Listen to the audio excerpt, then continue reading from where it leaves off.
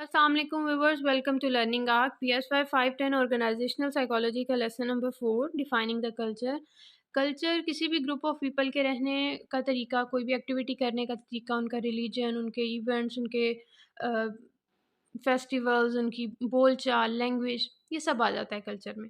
Culture Latin word कल्चरा से निकला है, जिसका मतलब है टू कल्टिवेट, यानी किसी चीज़ का बनना, पैदा होना, उभरना। इसमें मुख्तलिफ एंथ्रोपोलॉजिस्ट ने कल्चर का वर्ड यूज़ किया और ऑब्जर्वर के मुताबिक मुख्तलिफ तरीक़ों से कल्चर को डिफ्रेंशिएट किया गया। सेल्फ परसेप्शन होता है कि किस तरह एक इंसान या ग्रुप ऑफ पीपल अपने बारे में या अपने कल्चर को देखते हैं। जिस तरह कुछ कल्चर के लोग अपने आप को ऑनेस्ट समझते हैं, यानी कल्चर के से बिलोंग करने वाले जो लोग हैं वो सब के सब ऑनेस्ट होते हैं, सच्चे होते हैं। Then the relationship with the world, किस तरह लोग दूसरे कल्चर्स के साथ इंटरेक्ट करते हैं और वो दूसरे कल्चर्स को किस तरह एक्सेप्ट करते हैं और किस तरह दूसरे कल्चर्स को देखते हैं। Then the time dimension refer करता है पास्ट, प्रेजेंट या फ्यूचर में किस तरह लोगों के कल्चर थे, रहे हैं और कौन सा कल्चर उस टाइम में डोमिनेट कर रहा है। जिस तरह ये कंसीडर किया जाता है कि Japanese culture is a future oriented culture और जो अमेरिकन कल्चर है वो अब का प्रेजेंट कल्चर है। पब्लिक एंड प्राइवेट स्पेस, कुछ कल्चर्स में लोग जो हैं वो अकेला बैठना पसंद करते हैं, अपनी वर्क प्लेस में उनके कैबिन्स अलग होते हैं, जबकि कुछ लोग जो होते हैं कल्चर्स में वो इकट्ठे बैठ के काम करना पसंद करते हैं या उनकी वर्क स्पेस ऐसी होती है जहाँ पे इकट्ठे सब बैठे होते हैं। Then key components of culture, key components culture के 4 हैं: values, norms, institution, artifacts. Values होती हैं ideas about what in life seems important, कि एक इंसान अपनी लाइफ में किस चीज़ को इम्पोर्टेंस दे रहा है और उसके बारे में क्या ख्यालात रखता है। देन नॉर्म्स आ जाते हैं कि क्या एक्सपेक्टेशंस हैं लोगों से, वो किस तरह मुख्तलिफ सिचुएशंस में रिएक्ट करेंगे। Institutions are the structure of society within which values and norms are transmitted. हमारे इंस्टीट्यूशंस वो स्ट्रक्चर है हमारी सोसाइटी का जहाँ हमारी वैल्यूज़ और नॉर्म्स वगैरह पास ऑन होती हैं। And artifacts are the things. उसके बाद आ जाते हैं ऑर्गेनाइजेशनल कल्चर में। इसमें हमारे पास जो 2 मेजर रिसर्चेस हैं that are Geert Hofstede research and Trompenaars research. Geert Hofstede research में उसने 17 डिफरेंट कंट्रीज से 1,16,000 वर्कर्स के रिसर्च किया और उसने मुख्तलिफ चीज़ें ऑब्ज़र्व की, जिसमें ये 5 मेन टर्म्स हैं: power distance, acceptance of other power, masculinity, femininity, and individualism, collectivism, and uncertainty avoidance।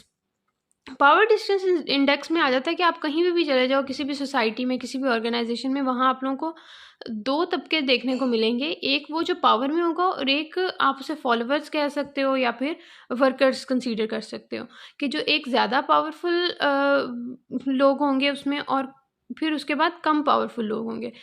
तो जो ये चीज़ हमें हर सोसाइटी में देखने को मिलती है और जो निचले तबके के लोग होंगे वो कंसीडर करेंगे कि हमारे साथ इनजस्टिस हो रहा है या इनइक्वालिटी हो रही है। और इसी तरह हम देखते हैं लीडर्स और फॉलोवर्स, ये भी वही चीज़ आ जाती है कि आपके पास पावर डिस्ट्रीब्यूट हुई है। कहीं पे बहुत इक्वली सोसाइटीज़ में पावर डिस्ट्रीब्यूट हुई होती है और कहीं बहुत अनइक्वली डिस्ट्रीब्यूट हुई होती है। देन आ जाता है हमारे पास इंडिविजुअलिज्म और कलेक्टिविज्म में ये चीज़ आ जाती है कि कुछ सोसाइटीज़ में जो है लोग आपस में बहुत ज़्यादा एक दूसरे के साथ बाइंड होते हैं, एक दूसरे के साथ कनेक्टेड होते हैं, एक दूसरे का ख्याल रख रहे होते हैं। जैसे एक्सटेंडेड फैमिलीज़ कह लें कि अंकल आंटी ग्रैंड पेरेंट्स के साथ फिर उनका ख्याल रखना और ये सब चीज़, जबकि ये कलेक्टिविज्म में आ जाता है। जबकि इंडिविजुअलिज्म में आप सिर्फ अपने आप को देख रहे हो, अपने आप से एक्सपेक्टेशंस हो या अपने काम पे फोकस हो या फिर आपकी जो नज़दीकी फैमिली यानी आपके पेरेंट्स और आपके बच्चे। Then there is masculinity and femininity. ये बताता है कि किस तरह हमारे जेंडर्स के रोल डिफ़ाइन है हमारी सोसाइटीज़ में। मुख्तलिफ सोसाइटीज़ में जो जेंडर्स हैं उनके रोल डिफरेंट है। इसी तरह वुमेंस की सोसाइटी एक अलग है, मेंस की सोसाइटीज़ अलग है। जो वुमेंस होती हैं उन्हें मॉडेस्ट और केयरिंग पूल समझा जाता है, जबकि मस्कुलिन को एक असर्टिव पूल के तौर पे देखा जाता है, यानी ऐसे लोग जो कम्पिटिटिव हों, ज़्यादा स्ट्रॉन्ग हों। देन हमारे पास आ जाता है अनसर्टेनिटी अवॉइडेंस इंडेक्स, कुछ सोसाइटीज़ होती हैं जो बहुत कोई अनयूजुअल सी सिचुएशन हो जाए या कोई ऐसा इवेंट हो जाए जो कि बहुत अचानक हुआ हो, तो वो बहुत ज़्यादा अनकंफर्टेबल हो जाते हैं ऐसे अनस्ट्रक्चर्ड सिचुएशन से। तो मोस्टली जो इस तरह की सोसाइटीज़ होती हैं वो इस तरह की सिचुएशंस को अवॉइड करने के लिए एक बहुत स्ट्रिक्ट लॉज बना लेती हैं, रूल्स बना लेते हैं, सेफ्टी और सिक्योरिटी के मेजर्स बना लेते हैं। वो कोई ना कोई अपना रिलीजनल बिलीफ सेट कर लेते हैं कि ये चीज़ ऐसे है, ये ट्रुथ है और ये रॉन्ग है। जबकि कुछ सोसाइटीज़ ऐसी हैं जिनको इस चीज़ से फ़र्क नहीं पड़ता, वो अनसर्टेनिटी जो हो रही होती है, सिचुएशंस हो रही होती हैं, उनको एक्सेप्ट कर लेते हैं ऐसे ही। डिफरेंट ओपिनियंस को वो आराम से टॉलरेट कर लेते हैं, वो सुन लेते हैं मुख्तलिफ ओपिनियंस और उन्हें अब्जॉर्ब कर लेते हैं। इनके इसी तरह रूल्स भी कम होते हैं और फ़िलासफ़िकल और रिलीजियस लेवल पे भी वो हर तरह के आइडियाज़ को अपने से फ़्लो करने देते हैं। Next, ट्रॉम्पनर्स research. ट्रॉम्पनर ने 28 मुल्कों के 1500 मैनेजर्स के पे रिसर्च की और उसे बहुत से डिफरेंट कल्चर्स के बारे में पता चला।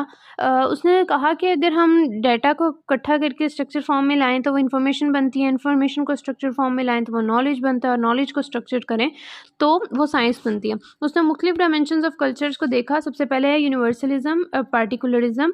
उसने कहा कि अगर आप अपने दोस्त के साथ एक कार ड्राइव कर रहे हैं and your friend is speeding and he hits a pedestrian और आपको कोर्ट में लेके आया जाता है और आपसे पूछा जाता है कि क्या वो स्पीडिंग कर रहा था या नहीं। अब आपका जो लॉयर है वो आपको कहेगा कि आपने टेंशन नहीं लेनी और आप ही अकेले वहाँ पे विटनेस थे, जबकि दूसरी तरफ आपका दोस्त है और आप उसके लिए झूठ बोलोगे कि नहीं।